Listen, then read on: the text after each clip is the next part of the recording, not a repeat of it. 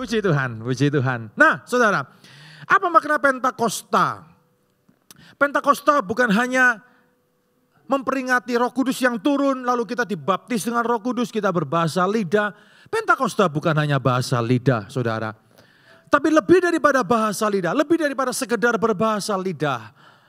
Bagi kita, Pentakosta itu menuntut sebuah hal yang berbeda. Menuntut hidup yang bertanggung jawab. Hidup yang sesuai dengan kebenaran firman Tuhan.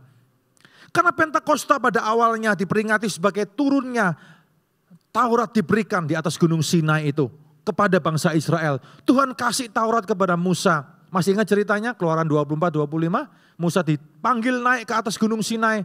Allah hadir di tengah umatnya di sana. Waktu mereka keluar dari Mesir tidak langsung masuk ke Kanaan. Tapi dibawa dulu ke gunung Sinai di selatan saudara. Untuk apa? Supaya mereka mengerti. Supaya mereka memahami pribadi Allah, untuk mengenal Allah. Allah hadir di sana. Di dalam guntur, dalam guruh, dalam petir itu saudara menaungi umat Israel.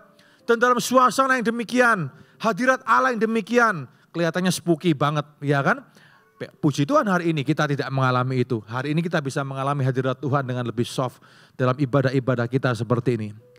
Musa dipanggil naik ke atas gunung Sinai. Musa di sanalah Tuhan, tangan Allah sendiri, jari Allah menulis 2 loh batu itu. Sebagai apa saudara? Ingat 10 perintah Allah? Ya, untuk apa itu? Untuk itu adalah guidance kehidupan bagi orang Israel. Guidance kehidupan yang masih berlaku untuk kita juga hari ini. Jangan ada Allah padamu, Allah lain di hadapanku. Jangan mencuri, jangan membunuh, jangan mengingini. Hormati ayah ibumu. Ya kan? Saudara, pelihara hari Sabat, hari perhentian. Jangan ingini milik sesamamu. Saudara, hal itu masih berlaku loh untuk kita hari ini. Karena itu guidance. Allah memberikan guidance, Allah memberikan hadiah untuk Israel melalui 2 loh batu itu. Itulah yang disebut sebagai perjanjian lama. Itulah Taurat saudara. Untuk hidup mereka. Sampai kapan? Sampai selamanya. Sama dengan itu. Ketika Roh Kudus dicurahkan buat kita.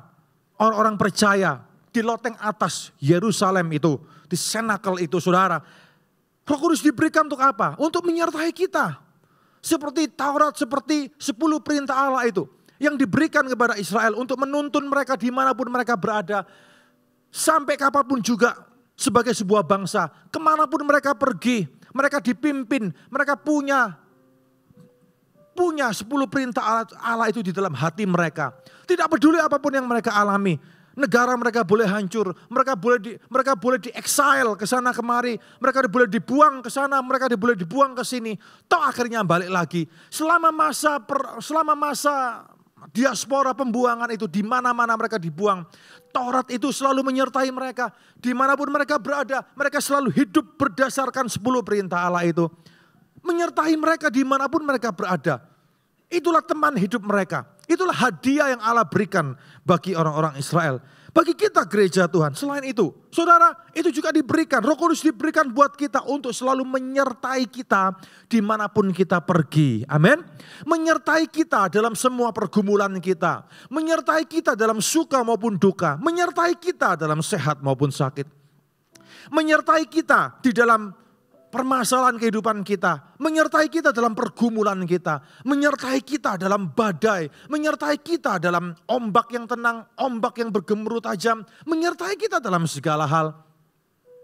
Karena Roh Kudus adalah pemberian Allah buat kita orang yang percaya kepada Kristus. Roh Kudus adalah hadiah, rohnya sendiri yang tidak akan pernah membiarkan kita yatim piatu. Alkitab berkata, bukan aku tidak akan membiarkan engkau sendiri. Aku akan memberikan kepadamu roh kebenaran, Parakletos, roh penghibur, roh penolong.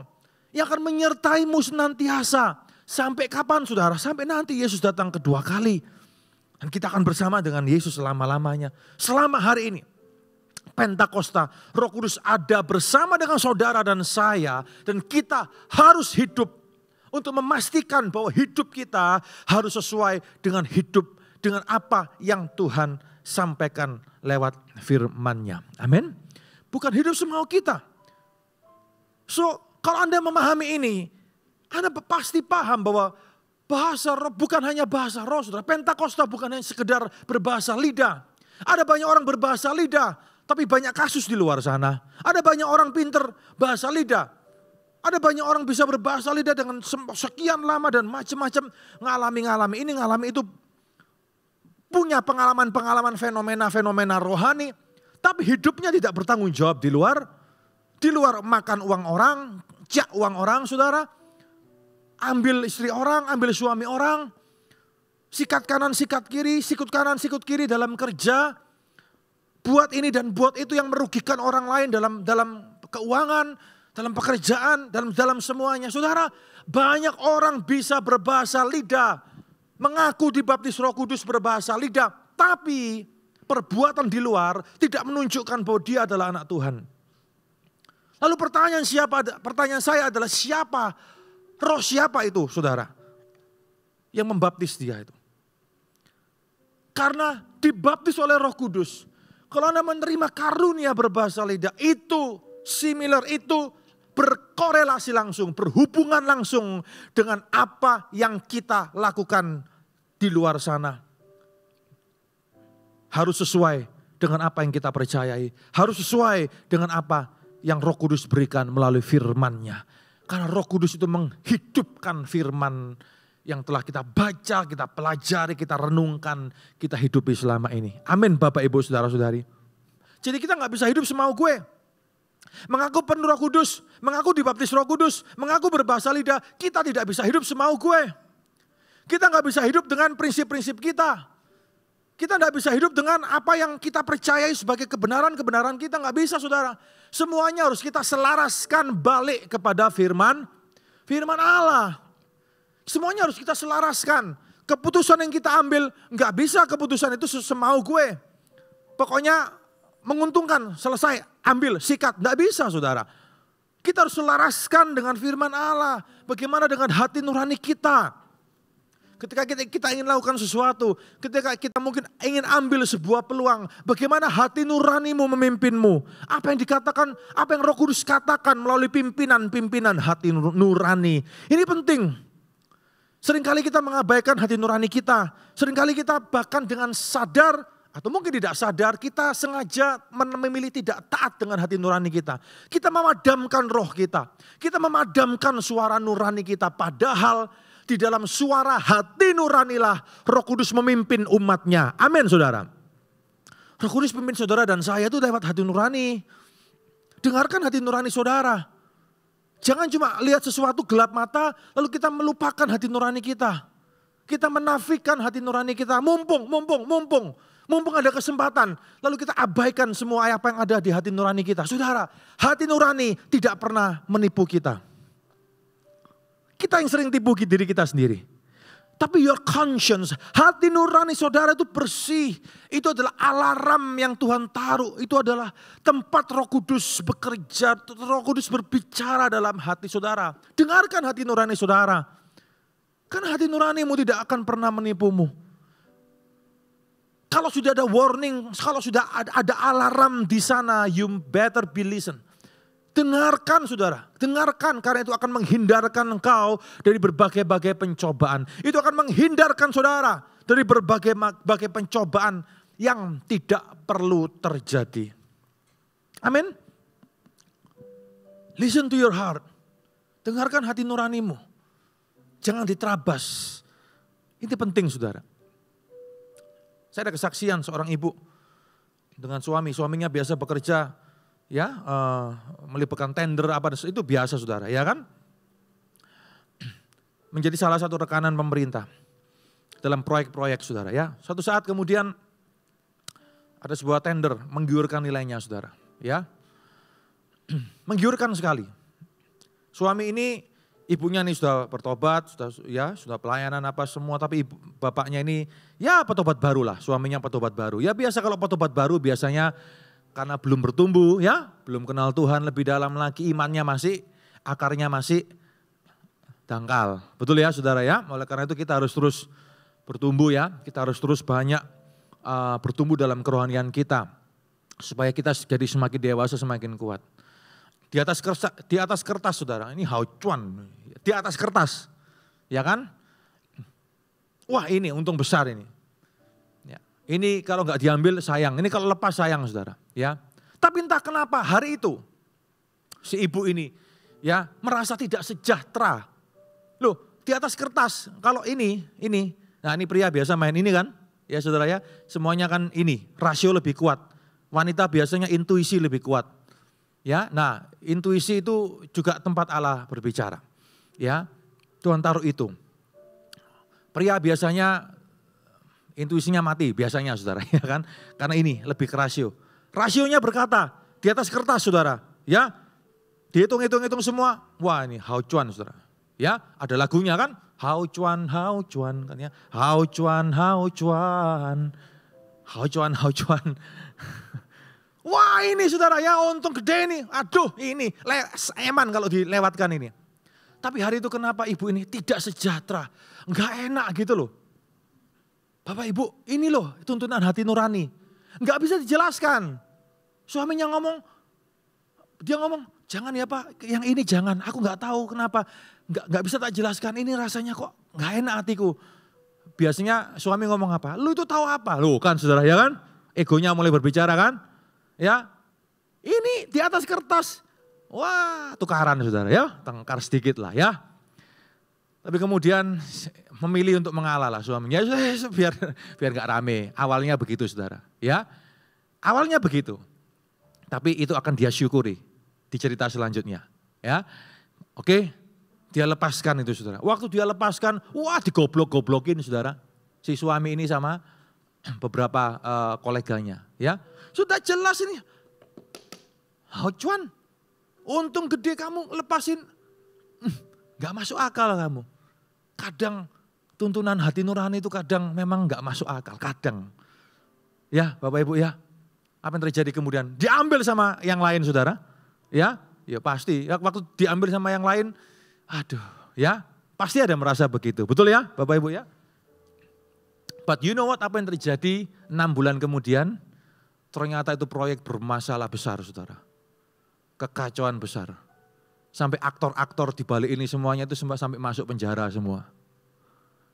Ketika tahu kejadiannya seperti 6 bulan kemudian. Betapa bersyukurnya Bapak ini. Di sana dia belajar sesuatu. Untuk apa? Untuk belajar mempercayai suara hati nurani. Mungkin yang istri lebih kuat, kenapa? Karena sudah lama bertobatnya ya, sudah lebih dewasa. Sedangkan dia adalah petobat baru. Dia belajar untuk, di sana Tuhan ajarkan sesuatu saudara. Ya, jangan mudah gelap mata, tapi juga dengarkan suara hati nurani. Karena di sana tempat Roh Kudus untuk memimpin. Roh Kudus akan menghindarkan saudara dari pencobaan-pencobaan, hal-hal yang tidak perlu saudara alami. Coba kalau ini diambil, apa yang terjadi? Bisa-bisa dia masuk penjara, betul gak saudara? Roh Kudus menghindarkan. Maka dari itu, lebih dari sekedar berbahasa lidah, saudara harus betul-betul mendengarkan suara hati nurani. Dengarkan suara hati nurani saudara. Itu tempat Roh Kudus pimpin. Dia akan menghindarkanmu dari kesusahan-kesusahan yang tidak perlu. Ada memang kesusahan yang harus kita tanggung, itu salib yang harus kita pikul. Tapi ada kesusahan-kesusahan dan ada salib-salib dan dalam tanda kutip yang tidak perlu kita tanggung karena itu bukan dari Tuhan, itu kesalahan kita sendiri. Halo? Listen to your heart. Dengarkan hati nurani saudara. Karena hati nurani tidak pernah menipu saudara. Dalam apapun juga, bukan hanya dalam satu sisi kehidupan, tapi dalam semua sisi kehidupan. Listen to your heart. Yang cari mantu, yang cari mertua, yang cari pasangan, semuanya sama. Listen to your heart. Dengarkan hati nurani saudara.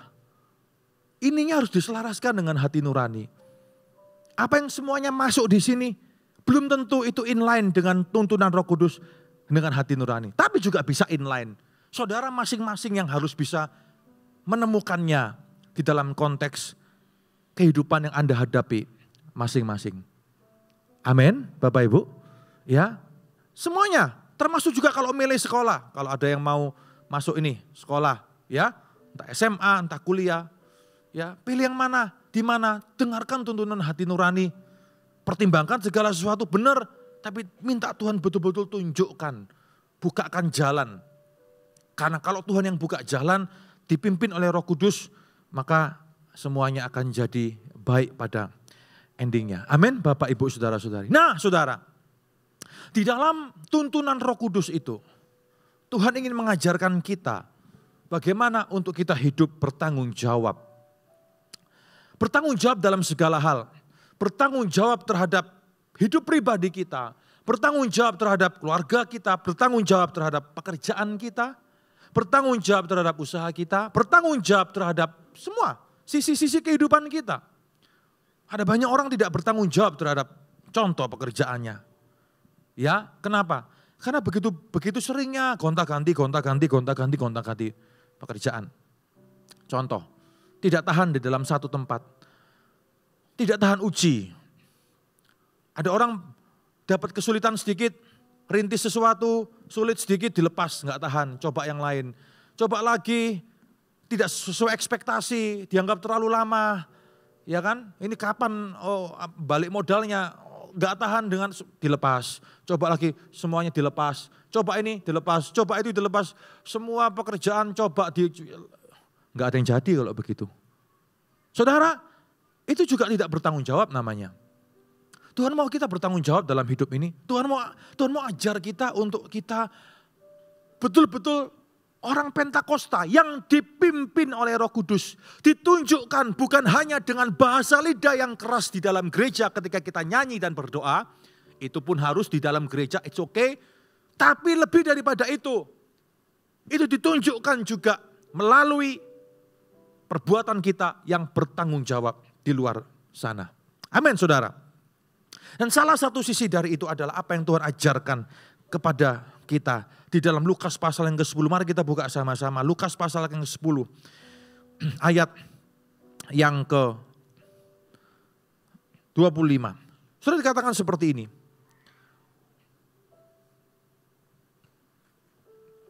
Suatu kali berdirilah seorang ahli Taurat mencobai Yesus, katanya, "Guru, apa yang harus kuperbuat untuk memperoleh hidup yang kekal?"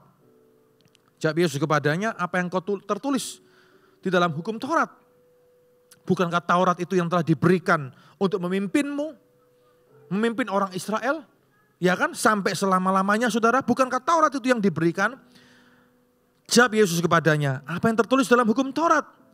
Apa yang kau baca di sana?" Jawab orang itu, "Kasihilah Tuhan Allahmu dengan segenap hatimu, dengan segenap jiwamu, segenap kekuatanmu, segenap akal budimu. Kasih sesama manusia seperti dirimu sendiri." Mengasihi Tuhan, mengasihi sesama. Mengasihi Tuhan, mengasihi sesama. Kata Yesus kepadanya, "Lalu sudah ngerti gitu loh. Jawabmu itu benar. Perbuatan demikian, engkau akan hidup." Tapi untuk membenarkan dirinya sendiri, orang itu berkata kepada Yesus, "Siapakah sesamaku manusia?" Ini kan cari gara-gara, saudara. Ngetes ini. Ya kan? Siapakah sesamaku manusia? Loh, kan sudah diberikan Taurat. Kan sudah diberikan Tuhan di Gunung Sinai untuk memimpinmu seumur hidupmu. Sudah ngerti kan, mengasihi Tuhan, mengasihi sesama. Sudah, lakukan, jangan teori, jangan cuma banyak teori. Firman ini untuk dilakukan, bukan hanya untuk dibincangkan, diteorikan, tapi lebih daripada sekedar diperbincangkan, dipelajari, harus apa? Diapakan Bapak Ibu? Dilakukan, lakukan, tunjukkan. Tunjukkan, kalau engkau dipimpin, kalau engkau diberikan Allah di Pentakostamu itu loh. Diberikan Taurat untuk memimpin kehidupanmu. Tunjukkan dong kasih Tuhan, kasih sesama. Ya, ini namanya ngetes, saudara. Siapakah sesamaku manusia? Nah, Tuhan Yesus selalu kasih perumpamaan tentang orang Samaria yang baik hati. Ya, dikatakan apa di sana? Ada seorang yang turun dari Yerusalem ke Yeriko. Jalannya itu menurun, tajam, terjal, berbatu-batu, berkelok-kelok. Dan itu bisa makan 3 hari perjalanan, saudara. 3 malam. 3 hari 3 malam kalau jalan kaki itu. Ya, ia jatuh ke tangan penyamun-penyamun yang bukan saja merampoknya habis-habisan, tapi juga memukulnya. Sesudah itu meninggalkannya setengah mati. Habis dirampok, dipukuli, dedel-duel, berdarah-darah, tergeletak di sana. Kemudian ada apa? Seorang apa? Imam turun. Lihat, dilewati dari seberang jalan. Kemudian orang Lewi datang, lihat juga dilewati dari seberang jalan, saudara. Siapa imam? Imam ini pendetanya, habis ritual di bait Allah. Lewat sana, pura-pura enggak tahu. Melengos jalan. Orang Lewi, pelayan Tuhannya itu, habis pulang ibadah, melengos saudara, nggak ditolong. Ya kan, kenapa? Ada peraturan, ada hukum waktu itu. Kalau habis ibadah, macam-macam ritual, ya kan, kalau pegang darah itu najis. Kalau kena darah najis, kalau sudah najis harus 7 hari, ada upacara pentahiran. Wah 7, ngerepoti sudahlah. Ya, daripada 7 hari, ya aku harus di karantina, di lockdown 7 hari, ya kan. Harus isoman 7 hari, aduh sudah ya ngerepoti, sudah. Pura-pura nggak tahu, lewat. Kemudian siapa yang lagi lewat yang ketiga? Lalu datang seorang Samaria, ayat 33. Samaria ini siapa? Musuhnya. Musuhnya orang yang hancur-hancuran dirampok ini saudara. Orang Yahudi, orang Samaria, musuhan. Musuhan dua golongan ini, 2 suku ini musuhan saudara. Tapi datang nih orang Samaria yang sedang dalam perjalanan, ketika ia melihat orang itu tergeraklah hatinya oleh belas kasihan. Ia pergi kepadanya, dibalut lukanya, sesudah ia menyiraminya dengan minyak dan anggur. Itu untuk kesembuhan saudara ya. Bukan dikasih alkohol supaya mati, bukan saudara ya kan. Supaya sembuh. Kemudian ia menaikkan orang itu ke atas keledai tunggangannya sendiri. Loh lihat ya kan, dia rela jalan kaki, tuntun keledainya berat, medannya keras seperti itu. Ya kan, lalu ia kemana? Ke penginapan. Ke tempat penginapan dan merawatnya, ke rumah sakit di sana. Keesokan harinya ia menyerahkan 2 dinar kepada pemilik rumah sakit itu, katanya, rawatlah dia, jika kau belanjakan lebih dari ini, aku menggantinya waktu kembali. Dikasih DP dulu, sudah rawat dulu ya, nanti kurangannya tak bayar. Saudara, kenapa Yesus kasih perumpamaan seperti ini? Tuhan tuh mau tunjukkan hidup yang benar dituntun Roh Kudus itu bagaimana. Ini musuhnya loh. Orang Samaria tahu enggak kalau itu musuhnya? Tahu saudara. Sama-sama musuh. Tapi ditolong. Bukan cuma ditolong. Dilayani. Ditaruh di keledainya. Dibawa ke rumah sakit. Dibayar dulu DP-nya. Nanti akan dilunasi. Dan saudara, hari itu ada hukum yang ada yang mengatakan seperti ini. Kalau ini tahu, kalau orang ini tahu bahwa yang nolong dia orang Samaria, yang pertama, dia berhak untuk tidak ganti, bayangkan saudara. Yang kedua, dia berhak untuk memarahi, sudah ditolong dimarahi. Yang ketiga, dia berhak untuk meludahi yang nolong, bayangkan saudara. Ya, sudah nolong tambah diludahi saudara. Apalagi, yang keempat dia berhak untuk apa? Ya, untuk tambah dianjing-anjingkan. Karena saking bermusuhannya 2 golongan ini sampai seperti itu. Dan kalau bahkan sampai ada yang paling ekstrim, kena bayangannya saja najis, bayangkan saudara.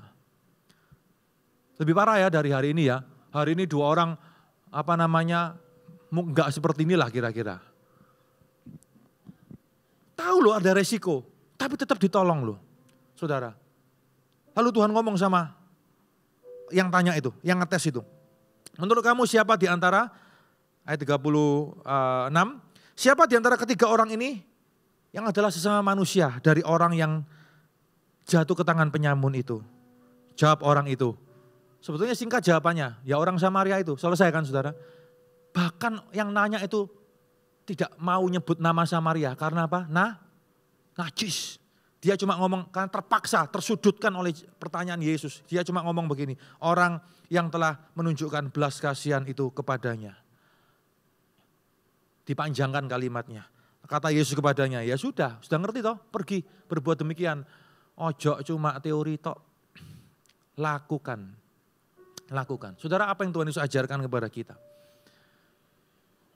Hidup yang bertanggung jawab. Ini yang diajarkan Yesus mengenai agape. Apa itu agape? Kasih Allah. Kasih Allah yang melatari semua tindakan kita. Ketika kita hidup dipimpin oleh Roh Kudus. Amin. Kasih Allah yang melandasi semua yang kita lakukan, menjadi motivasi semua yang kita lakukan ketika kita hidup dipimpin oleh Roh Kudus. Entah di dalam gereja, entah di luar gereja, apapun itu saudara. Yang pertama yang harus saudara tahu dari cerita ini, bahwa agape itu mengandung resiko.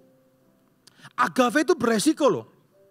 Kalau kita mau betul-betul mempraktekkan agape ini, dipimpin oleh Roh Kudus untuk mempraktekkan agave ini. Agave itu beresiko. Resikonya apa saudara? Ya, mungkin itu cuma drama. Kan drama Korea banyak sekarang, ya kan saudara ya? Mungkin ini makeup artis ini. Dia pakai merah-merah darah di sana. Siapa tahu di balik bebatuan itu teman-temannya sudah standby di sana. Ya kan? Begitu ada yang nolong, langsung apa saudara? Diapakan? Yang nolong diapakan? Kayak nggak pernah lihat TV aja saudara ini ya, terlalu kudus atau bagaimana ini? Saya tanya ini ya. Disergap betul? Ya kan? Wah, disergap. Ya kan? Tambah dihantemin, tambah dirampok juga. Selalu ada resiko dalam melayani Tuhan. Bisa loh plotnya seperti itu. Kita tidak tahu kan? Ya, kita nggak tahu nih, ini dadal duel beneran atau enggak. Ya, ini cuma ngeprank kata anak-anak sekarang ya kan. Ini cuma prank atau enggak, kita nggak tahu. Tapi selalu ada resiko dalam melayani Tuhan. Bapak Ibu Saudara-saudari, selalu ada resiko di dalam melayani Tuhan. Tidak melayani pun tetap ada resiko. Jadi lebih baik kita melayani Tuhan sekalipun ada resiko. Amin saudara. Yang belum melayani Tuhan, saudara harus melayani Tuhan. Jangan puas jadi jemaat. Melayani Tuhan dengan talenta saudara. Dengan apa yang telah Tuhan berikan kepada saudara. Selalu ada resiko dalam melayani Tuhan. Resikonya macam-macam. Tapi itulah yang Tuhan mau ajarkan untuk kita. Bahwa agave itu mengandung resiko. Resikonya apa? Sudah ditolong, diludahi. Apa enggak gila itu saudara? Sudah ditolong, ya dia enggak mau balikin. Ya itu oke lah. Sudah ditolong, tambah dipentung dari belakang. Sudah ditolong, tambah kita yang nolong tambah difitnah. Sudah ditolong, ya kan? Nah ditagih ngele setengah mati. Ya kan saudara? Sekarang yang lebih galak mana? Yang utangnya atau yang diutangi saudara? Jawab sama-sama, yang lebih galak yang mana? Jangan-jangan pelakunya. Enggak. Ya saudara, sekarang kan gitu zamannya. Yang lebih galak itu yang diutangi. Begitu ditagih, wah marah-marah saudara, ya kan? Tambah yang nagih ini yang tambah sungkan. Loh ini dunia sudah kebolak-balik kan? Yang nagih yang sungkan. Ada resiko. Hidup kita ini beresiko memang. Melayani Tuhan itu pun resiko. Saya tidak tahu apakah Anda sedang mengalami seperti yang orang Samaria ini alami. Saudara tolong seseorang, saudara malah ditusuk dari belakang. Saudara tolong seseorang, ya saudara tolong mungkin untuk anggota keluarga saudara sendiri. Saudara malah difitnah dari belakang. Ya kan? Saudara mungkin ini tolong tapi justru malah saudara disalahpahami. Saudara malah diomongin yang enggak-enggak. Disebarkan berita buruk di antara keluarga saudara sendiri. Mungkin di WA grup keluarga, sekarang kan banyak ya. Keluarga ada WA grup semua ya, dijelek-jelekin di sana, difitnah di sana dan semuanya. Saudara sudah tulus lakukan sesuatu, tapi justru saudara disalah mengerti. Bapak Ibu, selalu ada resiko ketika kita mau mempraktekkan agave di dalam kehidupan kita. Amin. Tapi maukah kita tetap menanggung resiko itu? Saya percaya bahwa segala sesuatu bisa diselesaikan. Saya percaya bahwa Roh Kudus akan menunjukkan siapa benar, siapa salah. Ya, semua akan terang pada waktunya. Tapi Tuhan mengajarkan kita bahwa kalau kita mau mengasihi, kasih itu kadang beresiko, saudara. Yang kedua, agave itu menghabiskan waktu. Jadwal orang Samaria pedagang ini kacau, schedule-nya kacau balau hari itu. Ini pengorbanan namanya. Kasih sejati itu butuh pengorbanan. Hari itu mungkin dia harus cancel janjian makan siangnya sama rekan bisnisnya di Yeriko. Gara-gara nolong musuhnya ini. Hari itu mungkin 1-2 tender nggak jadi dia ambil saudara. Kenapa? Diserobot orang lain. Kenapa? Gara-gara nolong ini. Kehilangan kesempatan untuk dapat cuan lagi. Hari itu seluruh schedule meeting bisnisnya di Yeriko kacau balau. Hanya karena nolong. Wis nolong gak dapat apa? Gak dapat apa-apa. Ayo. Kadang kasih itu memang butuh pengorbanan. Bukan kadang, kasih itu memang butuh pengorbanan. Tapi maukah kita terus belajar untuk mengasihi? Saudara, hidup ini untuk berkorban. Melayani itu pengorbanan. Tuhan panggil kita untuk belajar, untuk berkorban. Kita lebih suka investasi. Kan investasi pasti ada harapan untuk kembali. Sudah ada hitungannya, investasi pasti akan suatu saat akan kembali. Returnnya akan ada buat kita. Betul ya Bapak Ibu ya? Tapi berkorban, belum tentu balik loh. Betul saudara? Anda berkorban, belum tentu balik. Tapi prinsip Alkitab adalah prinsip pengorbanan. Bukan prinsip investasi. Yesus berkorban, dia mengorbankan segala-galanya. Dia contohkan itu buat saudara dan saya.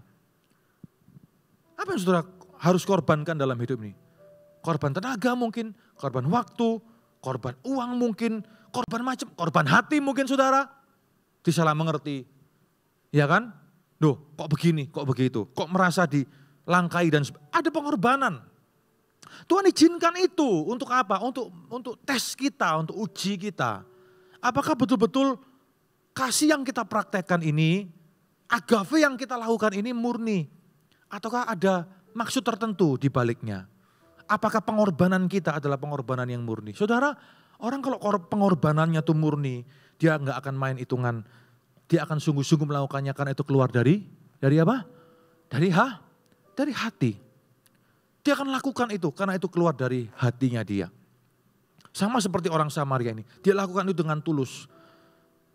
Dan ini gambaran Kristus sendiri ketika dia memberikan segala-galanya berkorban untuk saudara dan untuk saya. Maukah kita berkorban? Belajar untuk melayani orang lain dan berkorban bagi sesama kita. Jarang saudara, orang mau berkorban. Jaminannya apa? Tidak ada jaminan. Kadang tidak ada jaminan. Tapi maukah kita terus belajar untuk berkorban? Apa jaminan bagi Rasul Paulus? Ketika dia pergi ke sana, pergi ke sini, bangun gereja sana, rintis gereja sini semuanya. Itu kalau di total ya, saya pernah baca sebuah artikel kalau di total itu ya, dia kan jalan kaki, naik kapal macam-macam saudara ya. Waktu itu kan belum ada mobil sebagainya. Itu kalau di total, itu panjang perjalanan Rasul Paulus sampai dia meninggal adalah sekitar 250.000 kilometer. Itu kalau mobil sudah overhaul mesin mungkin 2-3 kali saudara. Tapi dia lakukan itu. Dia mau berkorban bagi kerajaan Allah. Kenapa? Karena dia mengasihi Tuhan, karena dia mencintai Tuhan Yesus. Apakah yang dia korbankan kembali dalam hidupnya? I don't think so. Bagi dia, hari itu mungkin tidak kembali. Tapi Tuhan punya cara yang lain untuk mengembalikan itu. Hari itu, apakah Paulus berhak untuk menuntut kepada Tuhan? Aku sudah buat ini loh Tuhan. Aku sudah jalan 250.000 kilometer loh bagimu. Ya, aku dikejar-kejar orang, digebukin sana sini, betul saudara? Ya kan? Aku ngalami karam kapal, 3 hari 3 malam terkatung-katung di lautan, difitnah sana, difitnah sini, ya, dihujat sana, dihujat sini, mau dilempari batu dan sebagainya. Semua sudah kutanggung loh Tuhan. Ya, masa kau enggak pedulikan jasaku? Aku sudah lakukan semuanya loh, aku sudah berkorban buatmu loh. Apa balasanmu untuk aku? Seharusnya saudara, kalau kita mau hitung-hitungan dunia, ya orang seperti Paulus inilah yang layak untuk menerima hadiah terbesar, betul? Dia layak menerima return yang terbesar. Dia layak untuk terima semuanya. Ya sudah waktunya, sudah memang haknya. Betul nggak Bapak Ibu? Tapi coba perhatikan hidup Paulus. Apakah dia terima semua kelimpahan itu dalam masa hidupnya? Tidak kan? Tidak loh saudara. Karena dia mengerti apa arti prinsip pengorbanan. Tuhan mengembalikannya dengan cara yang berbeda. Karena hidupnya menginspirasi sampai saat ini pun 2022 tahun setelah ini. Setelah kita masih baca hidup dan tulisannya.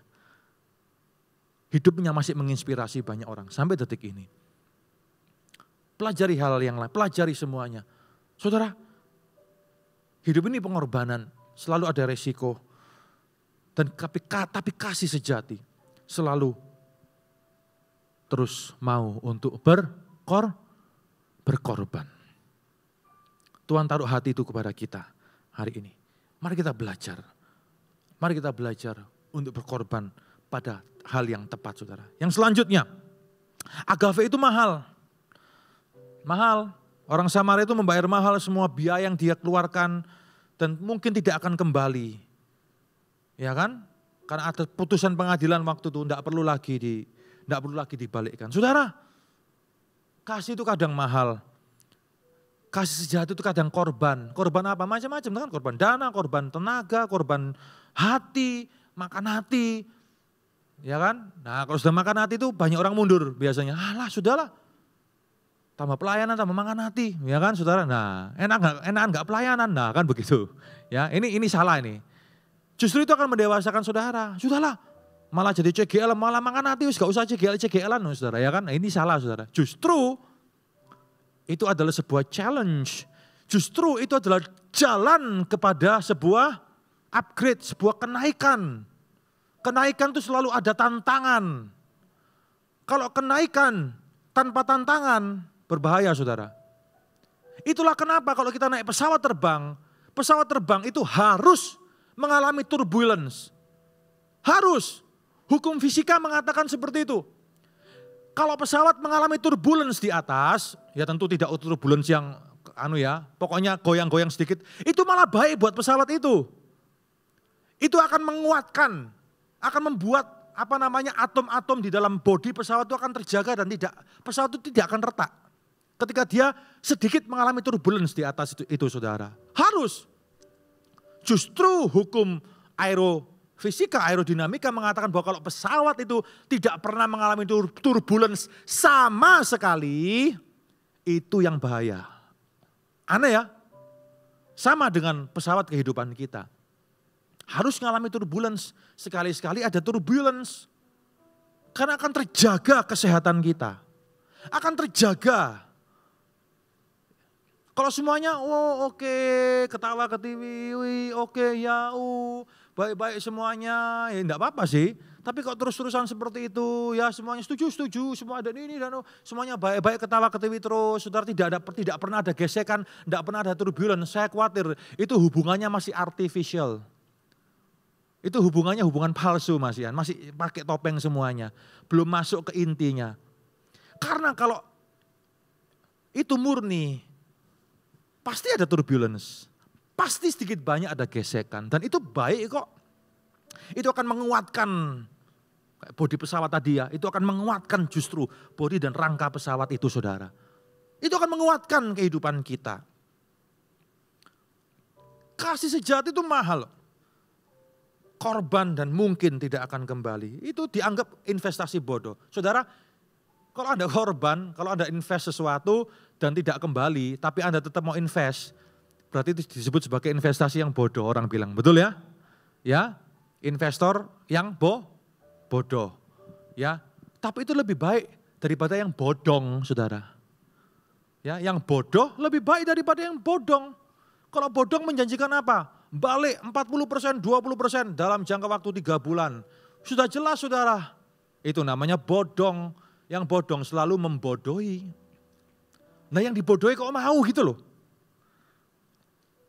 Saudara itu mungkin investasi yang bodoh.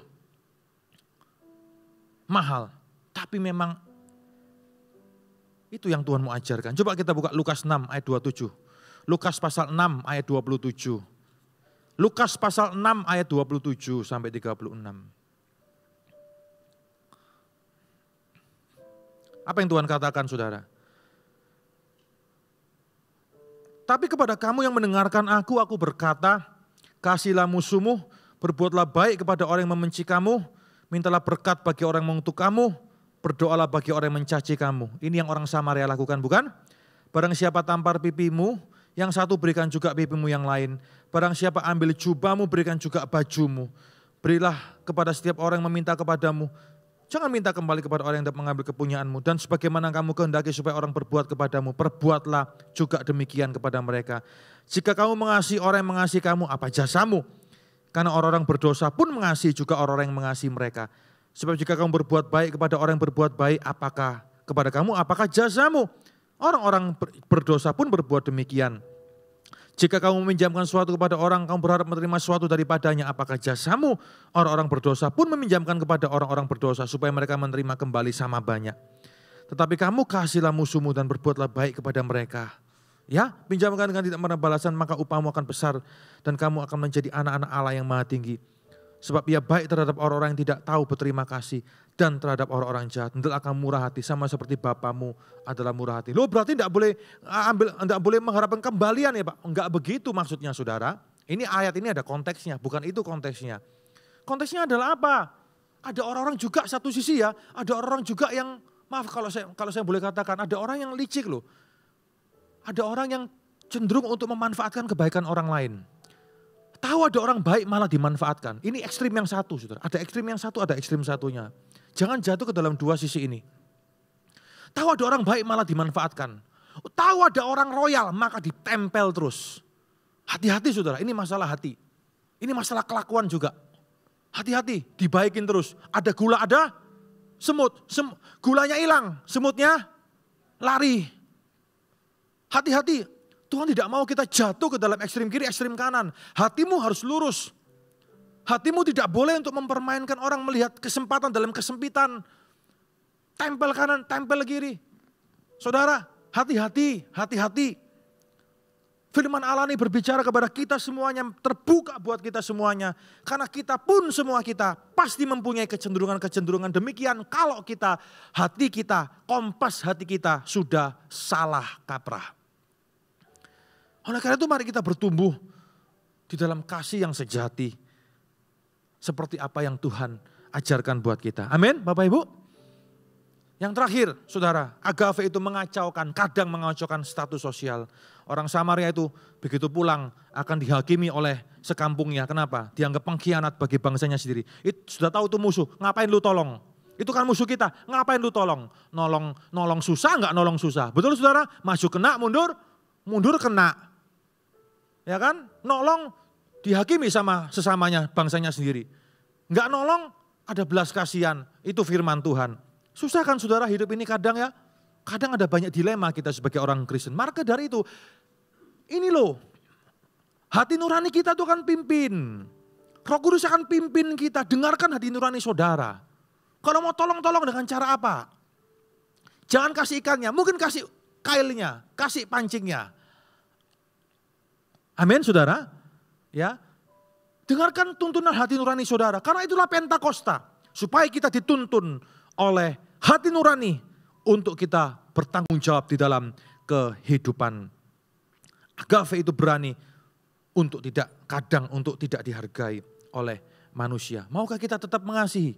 Sekalipun kita tidak dianggap, tidak dihargai saudara tindakan kasih kita. Sudah nolong saudara, malah dimarah-marahin, malah dijelek-jelekin. Maukah kita tetap belajar untuk mengasihi dengan tulus? Maukah kita belajar seperti Yesus?